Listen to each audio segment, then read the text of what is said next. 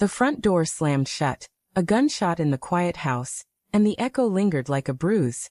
I stood frozen in the living room, my pulse hammering in my throat, as the words I'd just hurled at Sarah, "If you go, don't come back," clawed their way back into my chest. Her eyes had flickered with something, defiance, maybe hurt, before she grabbed her coat and left. The silence now was suffocating, thick with the scent of her lavender perfume still clinging to the air.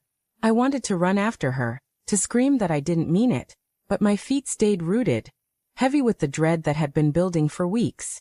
It started with small things. A phone turned face down on the counter. A laugh that didn't quite reach her eyes when I asked about her day. The way she'd linger in the bathroom. The soft glow of her phone screen illuminating her face through the crack in the door. I told myself it was nothing, work stress maybe, or just the ebb and flow of 12 years together. But tonight, when she said, "I'm going out," her voice clipped and her eyes avoiding mine, something snapped. The words spilled out before I could stop them. Raw and jagged, slicing through the fragile trust we'd built. I sank onto the couch, the leather creaking under my weight, and stared at the coffee table. Her half-empty wine glass sat there, lipstick smudged on the rim like a taunt. My hands trembled as I reached for my phone. Thumb hovering over her name. Call her. Apologize. But what if she didn't answer? What if she was already with him? The thought slithered into my mind, unbidden, a venomous whisper I'd been ignoring for too long. I set the phone down, my breath shallow, and let the silence press in. The house felt alive with accusation. The ticking of the kitchen clock was too loud, each second a reminder of her absence. I wandered to the bedroom, hoping for distraction, but her side of the closet gaped open, a few hangers swaying slightly as if disturbed. A scarf, blue, her favorite color, lay crumpled on the floor. I picked it up, the silk cool against my fingers, and caught a faint trace of something unfamiliar. Cologne? No, I was imagining it. I had to be. But my heart thudded harder, and I shoved the scarf back into the closet, slamming the door. I tried to rationalize it. Sarah was loyal. She'd always been loyal. The late nights at the office, the weekend team-building trips, she'd explained them all. She was up for a promotion, she said, working herself to the bone. I'd believed her because I wanted to, because the alternative was a knife to the gut. But now, standing in our too-quiet bedroom, I couldn't shake the image of her slipping out the door, her lips tight, her eyes guarded. Where was she going? Why wouldn't she tell me? I grabbed my keys. I couldn't stay here, drowning in questions. The night air was sharp as I stepped outside, the streetlights casting long shadows across the pavement. Our neighborhood was quiet, the kind of place where people waved from porches and pretended everything was perfect. I climbed into my car, the engine's hum a poor substitute for courage, and drove toward the bar she sometimes mentioned, the Rusty Anchor. It was a guess, a stab in the dark, but I needed something, anything to anchor me. The bar was crowded, the air thick with cigarette smoke and the low thrum of music. I scanned the room, my stomach twisting. She wasn't here. Of course she wasn't. I was being paranoid, letting my imagination run wild. But then I saw her coat, red, unmistakable, draped over a chair in the corner. My heart stopped.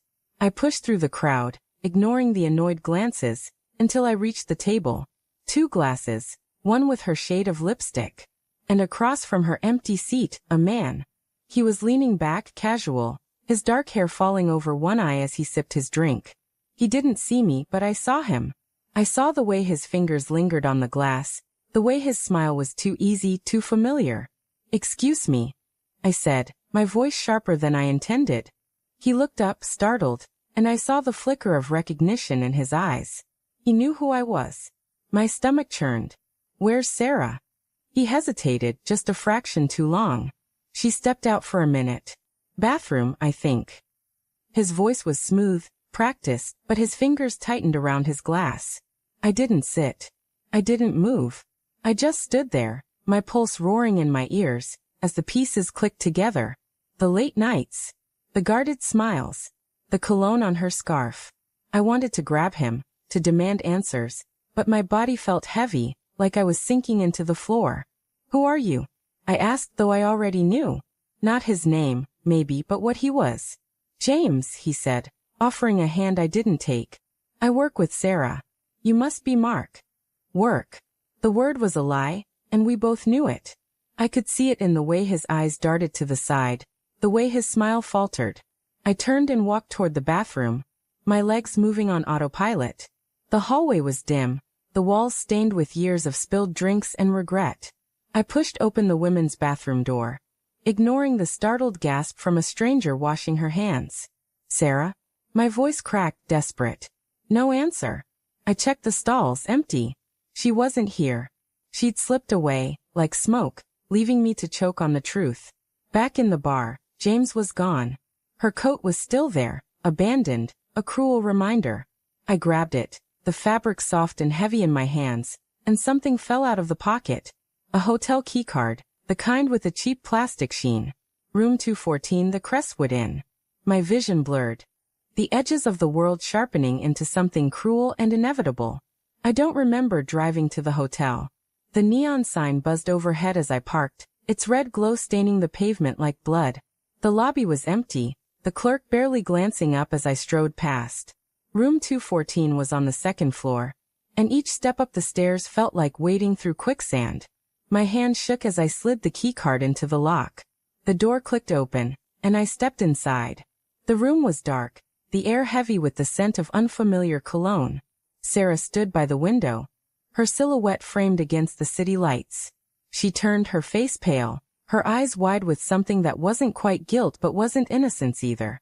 Mark, she whispered, and the sound of my name in her voice broke something inside me. Why? The word was all I could manage, raw and ragged, carrying every ounce of my heartbreak. She didn't answer right away. She crossed her arms, her shoulders hunching as if she could shield herself from the truth. I didn't mean for it to happen, she said finally, her voice small. It just did. It just did. The words were a slap, casual and cruel, as if our life together could be undone by accident. I wanted to scream, to shake her, to demand a better answer. But I saw it then, the suitcase in the corner half-packed.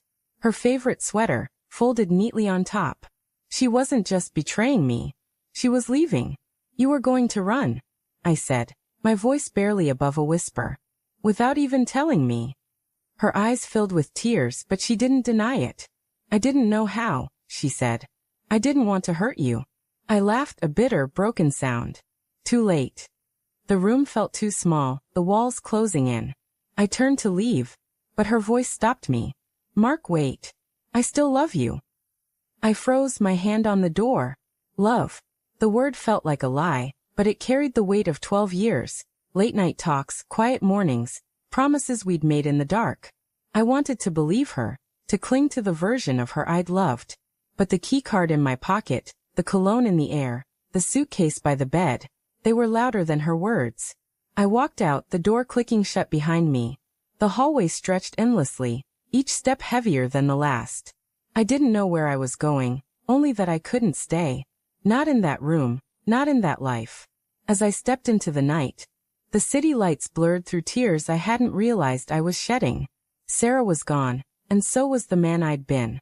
All that remained was the weight of her absence, and the unbearable truth that I'd always known.